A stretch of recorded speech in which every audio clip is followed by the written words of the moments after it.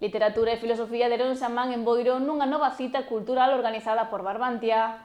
O protagonista foi o escritor Ignacio Castro, que presentou a nova edición da súa obra Roxe de Sebes. O acto celebrado en Boiro reuniu a representantes culturais e veciñanza nun encontro no que se falou máis dunha experiencia vital ca dun libro.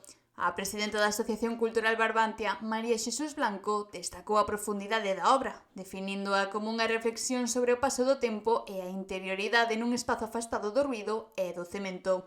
O relato permítenos achegarnos a esta experiencia doutro xeito, a esta vivencia illada doutro xeito, mais nesta que procura o desterro non deixa totalmente de lado a sociedade. De feito, nas cartas hai referencias, non moitas, pero si hai referencias a cuestións políticas, sociais e culturais dos anos 80. Roxe de Sebes recolle o testemunho dos 1000 días que o autor pasou retirado nunha cabana do Courel, nun illamento que marcou un antes e un despois na súa vida.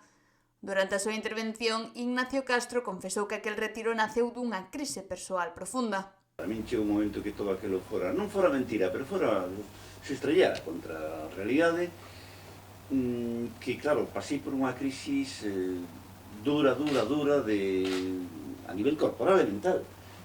Podese decir, está por aí, que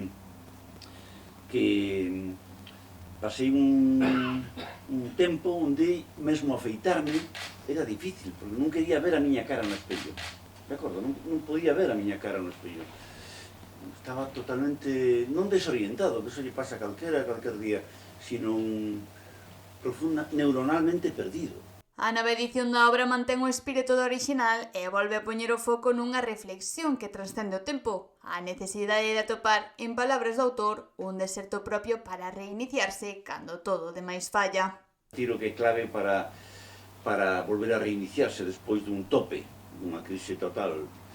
Eu a tuve así, pero outra xente de outro xeito. Mesmo Borges fala dun período de días e días, Jorge Luis Borges, pechado nunha habitación escura, antes de poder volver a sair ao mundo.